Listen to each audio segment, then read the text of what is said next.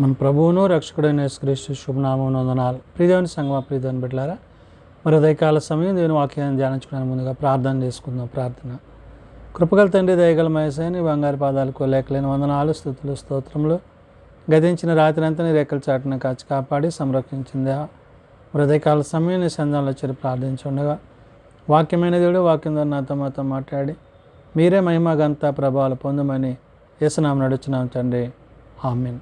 ప్రియదేవుని సంగమా, ప్రియదేవుని బిడ్డల నిడదముకు ఏర్పాటు చేయదైన వాక్య భాగము అపోస్తలుడైన పౌలు కొరింథీయులకు రాసిన 2వ పత్రిక 4వ అధ్యాయము 15 నుంచి 18 వచనాలు ధ్యానం చేసుకుందాము. అపోస్తలుడైన పౌలు కొరింథీయులకు రాసిన 2వ పత్రిక 4వ అధ్యాయము 15 నుండి 18 వచనంలో ఈ విధంగా రాయబడినవి.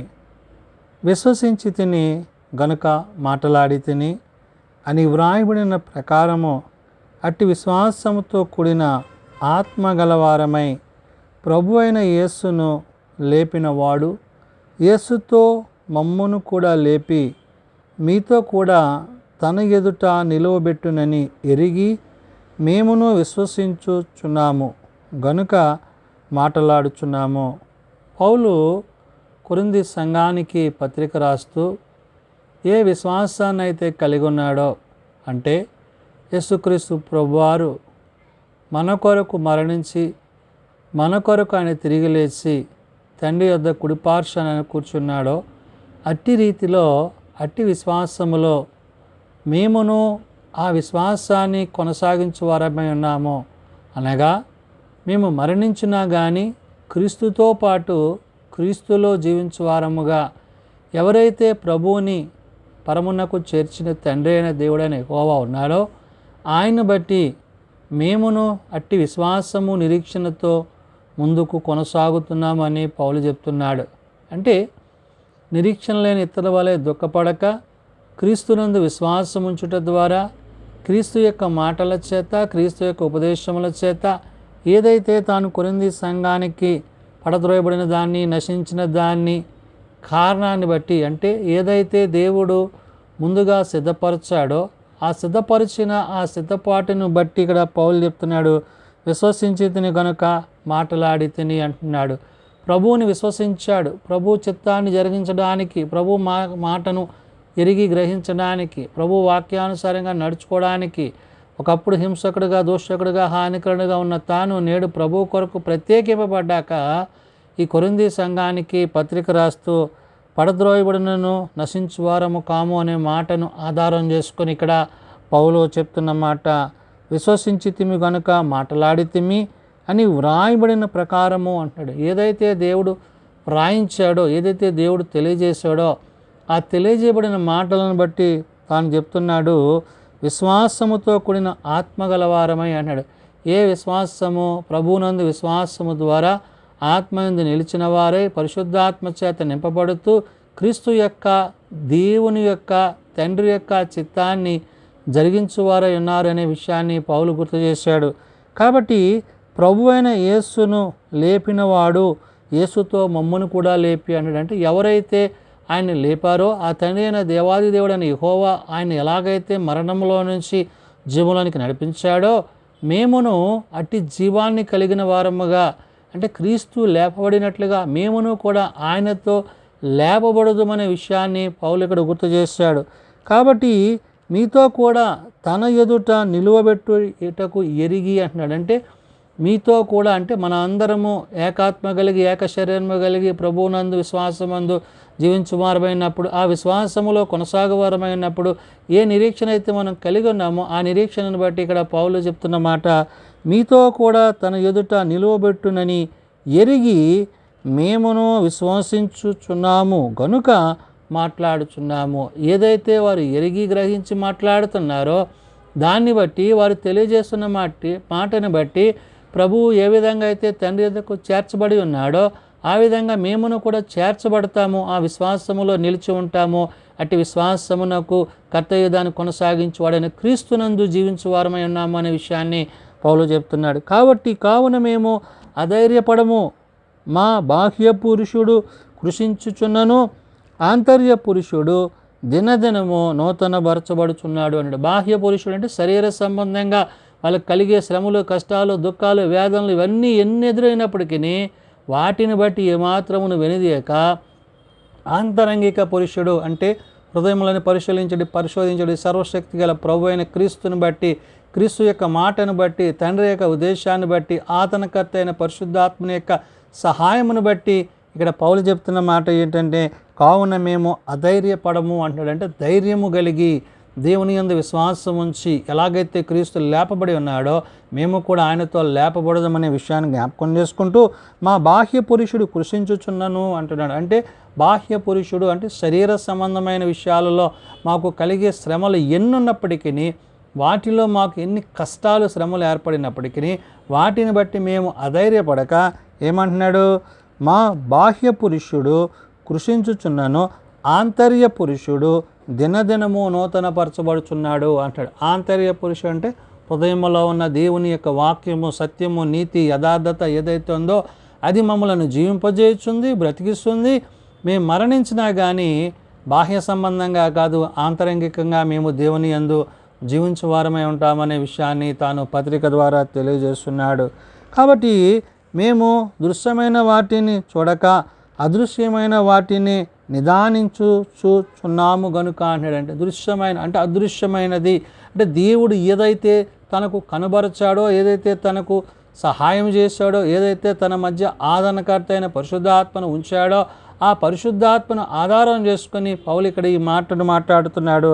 దినము నూతనము అంటే ఏంటి, మేము దృశ్యమైన వాటిని చూడక అదృశ్యమైన వాటిని నిదానించుచున్నాము అంటాడు. అంటే నిదానముగా అంటే దేవుని మీద ఏది ఆయన ఏ విధంగా అయితే పరలోకములకు చేర్చబడియాడో, ఆయన భూమి మీద నుండి ఆరోహణమై తండ్రి యొద్దకు చేర్చబడి ఉన్నాడో ఆ విధంగా ఆయన తిరిగి పరము నుండి మన యొద్దకు రాబోతున్నాడు. ఆయన మహిమ మేఘం మీదకి మనము కొనుపోబడుతున్నాము. అంటే ఎవరైతే ఆయన యందు విశ్వాసం ఉంచుతారో, ఎవరైతే ఆయన యందు నిరీక్షణ ఉంచుతారో, ఎవరైతే ఆయన యందు తమ ప్రేమను వ్యక్తపరుస్తారో వారు ఆ ప్రేమ యందు నిలిచిన వారే, ఆయనతో జీవించువారే, తండ్రితో పాటు యుగయుగాలు క్రీస్తుతో పాటు ఆదరణకర్త అయిన పరిశుద్ధాత్మతో జీవించువారై ఉంటారు. కాబట్టి ఇట్టి జీవితాన్ని, ఇట్టి విశ్వాసాన్ని ఏదైతే పడద్రోయబడినను నశించువారము కామని పౌలు ఏదైతే దాన్ని ఆధారం చేసుకుని వారికి వాక్యాన్ని బోధిస్తూ పత్రిక రాస్తున్నాడో ఆ పత్రికలో తాను మాట్లాడుతూ అంటున్నాడు ఏమని, మేము దృశ్యమైన వాటిని చూడక అదృశ్యమైన వాటిని నిదానించుచున్నాము గనుక క్షణమాత్రముండు మా చులకన శ్రమ మా కొరకు అంతకంతకు ఎక్కువగా నిత్యమైన మహిమ భారము కలుగజేయుచున్నది. ఎలయనగా దృశ్యమైనవి అనిత్యములు, అదృశ్యమైనవి నిత్యములు అంటున్నాడు. ఏదైతే దేవుడు ఏర్పరచాడో, ఏదైతే దేవుడు సిద్ధపరచాడో, ఏదైతే దేవుడు మా కొరకు ప్రత్యేకపరిచాడో దానిని బట్టి, దానిని ఆధారంగా చేసుకుని, అందుకని ఇక్కడ క్షణమాత్రముండు మా చులకన శ్రమను అంటున్నాడు. ఇక్కడ కలిగే శ్రమలు, కష్టాలు కొంతకాలమే. యుగయుగాలు దేవునితో సంతోషంగా ఆనందంగా ఉండాలంటే ఇహమందు కలిగే ఈ బాహ్య సంబంధమైన శరీర సంబంధమైన శ్రమలు ఏవైతున్నావో వాటిని జయించడానికి ఆంతరంగిక పురుషుడైన దేవుని యొక్క ఆత్మ మమ్మల్ని బలపరిచేదిగా, స్థిరపరిచేదిగా ఉంది. కాబట్టి క్షణమాత్రముండు మా చులకన శ్రమ మా కొరకు అంతకంతకు ఎక్కువగా నిత్యమైన మహిమ భారము కలుగజేయుచున్నది అంటే అంతకంతకు నిత్యమైన మహిమ అంటే నిత్యం అంటే యుగయుగాలు ఉండేది, తండ్రితో ఉండేది, పరిశుద్ధాత్మతో ఉండేది, ప్రభుతో ఉండేది.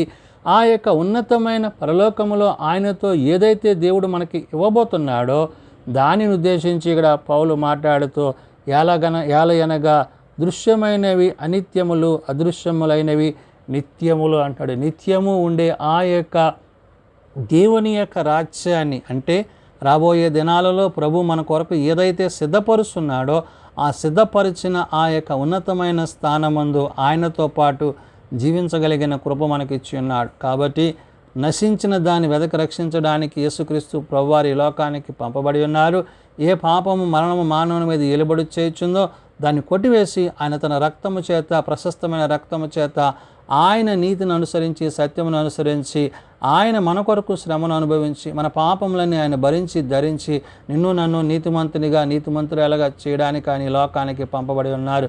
కాబట్టి ఈ విషయాలన్నిటినీ పౌలు పత్రిక ద్వారా కొరింథీ సంఘానికి తెలియజేస్తూ నేడు మనము అట్టి విశ్వాసములో, నిరీక్షణలో, దేవుని యొక్క మహిమలో, అత్యున్నతమైన ఆ యొక్క స్థానములో ఆయనతో పాటు యుగయుగాలు జీవించే ఆ యొక్క ధన్యతను మనం కలిగి ఉండాలనే విషయాన్ని ఈ ఉదయకాల సమయమున తన పత్రిక ద్వారా పౌలు తెలియజేసిన మాటలు. ప్రార్థన చేసుకుందాం.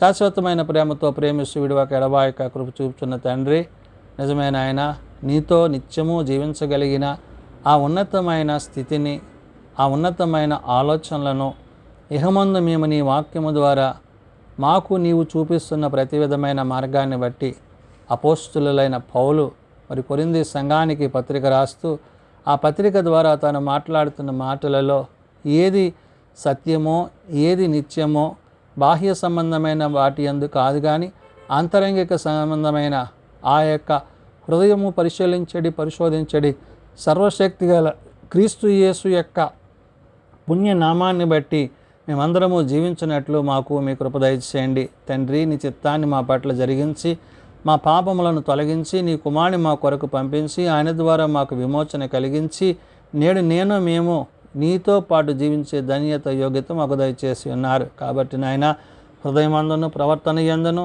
నీతి న్యాయములు జరిగించు, నీ వాక్యానుసారంగా నడుచుకుంటూ లోకముతో పాపముతో పోరాడుతూ ఆత్మ సంబంధమైన కృపావరాలు కలిగి నీ కొరకు ఎదురు చూచగలిగిన అట్టి సిద్ధపాటు మాకు దయచేయండి. చిన్నబిడ్డలు, యవనులు, పెద్దలు, వృద్ధులు ప్రతి వారిని వారి తరగతులు చొప్పున ఆశీర్వదించి దీవించండి. జన్మదినాలు, వివాహ దినాలు, కుడికల కుటుంబాలు ప్రత్యేకపరచండి. తమ ప్రియులను పోగొట్టుకున్న కుటుంబాలను ఆదరించండి. అయా ఏ ఒక్కరూ నశించక అంతటి అందరూ మారు మనసు కలిగి పాపక్షమాపణ కలిగి హృదయంతరంగా కలిగిన దేవుడవు నీవని తెలుసుకుని నీ యొద్ద చేరి నీతో జీవించే ధన్యత ప్రతి వారికి దయచేయమని, నేను పరిచర్యల సేవలు మీరు మాకు తోడయండమని యేసునామమున ప్రార్థించి వేడుకొనుచున్నాం తండ్రి. ఆమెన్. పరలోకమందున్న మా తండ్రి, నీ నామం పరిశుద్ధపరచబడుగాక, నీ రాజ్యం వచ్చుగాక, నీ చిత్తం పరలోకమందు నెరవేర్చినట్లు భూమి మీద నెరవేరుగాక. మా నిధనాన్ని మాకు దయచేయము. మరలా ప్రార్థన చేసిన వారిని మేము క్షమించున్న ప్రకారం మా ప్రార్థనలను క్షమించము. శోధనలో తేకాదులను తప్పించము. రాజ్యము, శక్తి, మహిమ నిరంతరము నీవేనవు తండ్రి. ఆమెన్. మన పరమ తండ్రి అయిన దేవుని ప్రేమ, ప్రభువైన యేసుక్రీస్తు కృప, పరిశుద్ధాత్మ నిత్య సహాయము నిరంతరము సదా తోడయండి సంరక్షించునుగాక. ఆమెన్.